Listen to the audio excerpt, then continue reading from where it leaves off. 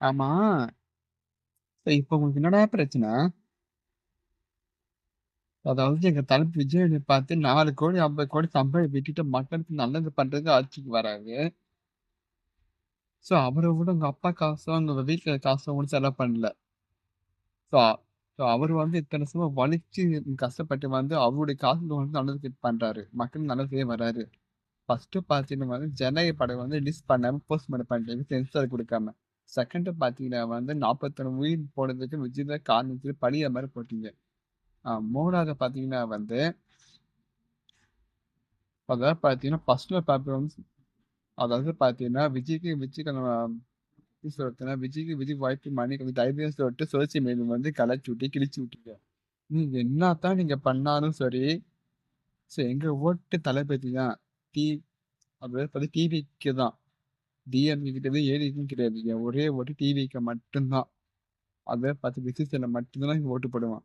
இப்ப பார்த்தீங்கன்னா வந்து ஜனவரி 9ஆம் தேதி ரிலீஸ் பண்ண வேண்டிய ஜனநாயக படத்த சென்சார் போர்ட் கிடைக்காம போஸ்ட்போன் பண்ணிட்டாங்க.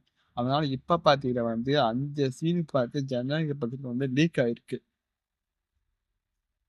ஏன்னா, ஃபர்ஸ்ட்டு இந்த மாரி அவன் வந்து சீன் வந்து அதாவது சோசியல் மீடியால இணையதளம் வந்து ரிலீஸ் பண்றீங்கல்ல, அதுக்கு ஃபர்ஸ்ட்டு என்ன பண்ணியிருக்கணும்?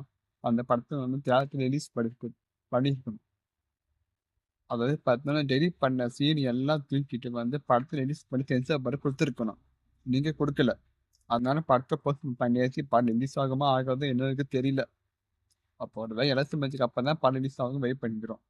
அப்படி இருக்கும்போது எவ்வளோ கஷ்டப்பட்டுருப்பாங்க, எவ்வளோ அந்த படத்துல உழைச்சிருப்பாங்க. அதாவது பார்த்தீங்கன்னா, ஒரு படம் ரிலீஸ் பண்றதுக்கு அதாவது ஷூட்டிங் எடுத்து ஒரு கஷ்டப்பட்டு ரிலீஸ் பண்றதுக்கு ஒரு தாய் ஒரு குழந்தை பெத்தெடுக்க செமடா அது. அவ்வளோ ஈஸியா அதாவது படத்த ஃபுல்லா பார்த்துட்டு வந்து அதுலருந்து ஒரு அந்த சீன் பார்த்து இணையதளத்துல வந்து ரிலீஸ் ஃபுல் படத்தையும் ஆன்லைன்ல ரிலீஸ் பண்ணியிருக்கீங்க.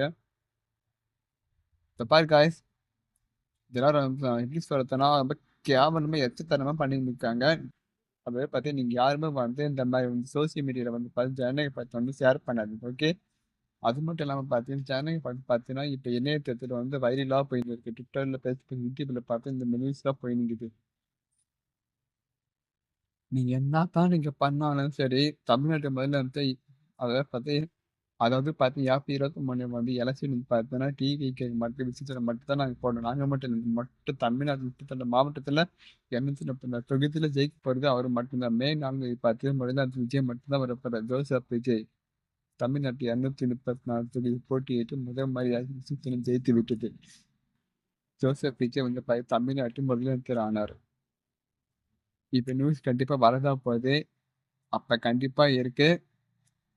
அதாவது பார்த்து 49 கோணம் யாருக்குன்னு நிச்சயமா மக்களுக்கு தெரியும். இப்ப மக்கள பார்த்து ரொம்ப தெளிவாயிட்டாங்க.